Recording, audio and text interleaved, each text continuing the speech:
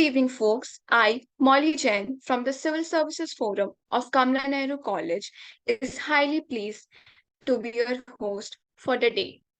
With great pride, I welcome you all to our latest Chat with Bureaucrat session and guarantee you a fulfilling time. Today's session is a highly anticipated one as it is a collaboration between the CSF and the renowned Jamia UPSC Society, an initiative by UPSC toppers and alumni from Jamia Residential Coaching Academy. We have with us Mr. Shahid Ahmed Sir, IAS, who is also an ex IPS and ex IRS. He is an alumnus of St. Stephen's College, University of Delhi, and that of the Jamia RCA. He had cleared the examination and secured the positions of IPS and IRS with law an optional subject. With PSIR as the optional, he cracked the exam with the rank of an IS officer.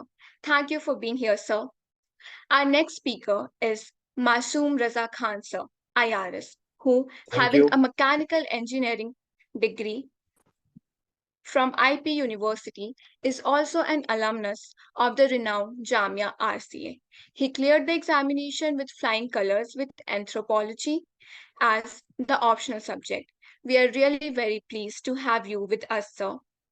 We also have with us Mr. Vinay Babu Rohit, sir, who is an ex-civil servant and an alumnus of the Indian Institute of Management, Bangalore.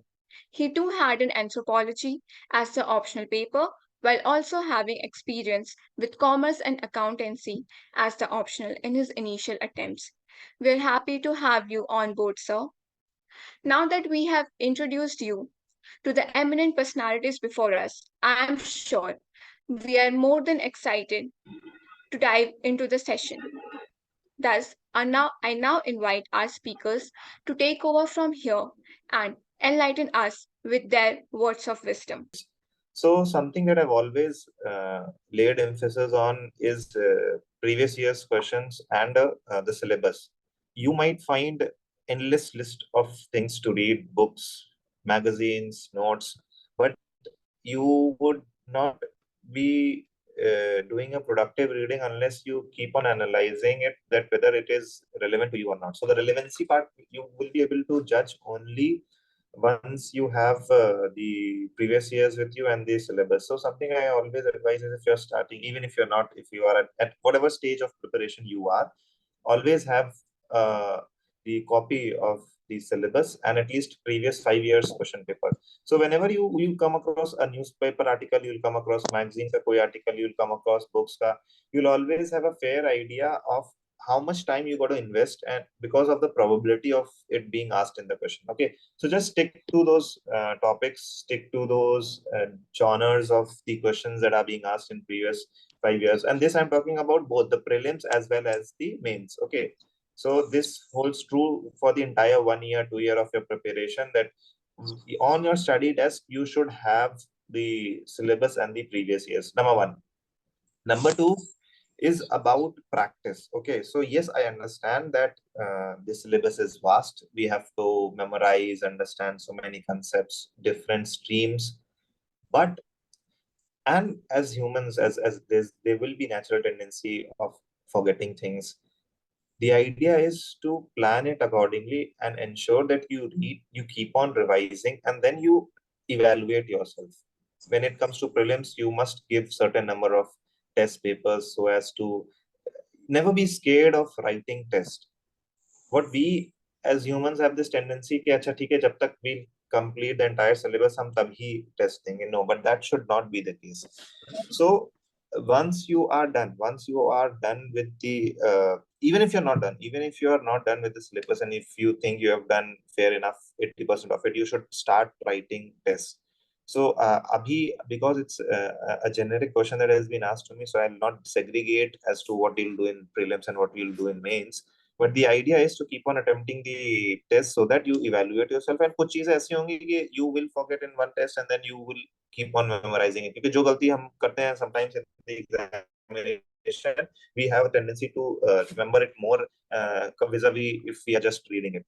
So never shy away from tests. Keep writing your test. Mains way it becomes much more important, because no matter what your level of knowledge is, at the end of the day, you will be judged on that A4 sheet ka answer, whatever you have written, which becomes very important. And a lot of things, your speed, your accuracy, the attempt questions you're going to attempt, the questions you're going to, how you're going to frame introduction, conclusions, main body, answer writing, mains. So that will always improve when you keep on writing, when you get it checked, when you receive your feedbacks, and that is how you are going to improve.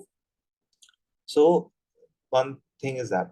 And then thirdly, something that has worked for me is, see, there is going to be highs and lows in the preparation. Remember, it is not a sprint, it's a marathon. The reason why I say this is because it won't matter that if you study for, like anything, you study for 18 hours in 10 days and then you are exhausted and you're not studying. So this is not how it's going to work. You should have an optimum number of hours every day. Stick to your routine. Do it every day, day in, day out. But ensure that there is importance of breaks as well. Take your breaks. It's ideal that it's evenly spaced, 10 days, 12 days, 15 days, whatever works for you. Have some fresh air, talk to your friends, and so that it should not become monotonous to you, it should not become a burden to you. You will have your highs and lows, you will have to navigate through it, because and the pressure keeps on increasing, and it reach its zenith when you are about to give the exam. ऐसे doubts आएंगे कि exam इस साल नहीं देते हैं, next year देंगे, वो सब नहीं करना है. If you have honestly invested and you have worked hard, you would succeed in this exam. If not in the first, second, or third attempt, you will eventually succeed. I've seen people, if they worked hard, they have ensured that yes, they cleared the exam. So something that worked for me was how I planned it out, that what all subjects I have to cover, when all I have to cover. And if by and large you're able to succeed in 80% of what targets you have set for yourself, I think you would do well. So I think I would stop here. If any specific questions are put up, then probably we can take that. Thank you so much. So I wanted to ask, Thank, as for the first year, how should we start the preparation? Is it by NCRTs or some newspaper or how? So for the, I think the others or guest speakers would also eventually answer this. What worked for me is, initially, I think you should cover the basic books and NCRTs, and at the same time, try and see. Day one, when you start reading the newspaper, you would not get half of it, because the concepts wouldn't be knowing, especially when which are technical, say economics, or for that matter, political science or polity. So just read those basic books, finish those NCRTs as soon as possible, complete those basic book, and then keep on reading and then adding on to it. So initially, you should start with the basic books and the NCRTs, accompanied with, say, a monthly magazine or something. You can start reading newspapers, but don't spend too much of time initially in the newspaper, because you might not understand every bit of it. Over a period of time, say 1, 2, 3 months, you will start getting which newspaper article is relevant to you, which newspaper article is not so relevant to you. And the thing that I've told you in the beginning, the question paper, previous years, and the syllabus, that will help you to pick and choose those topics.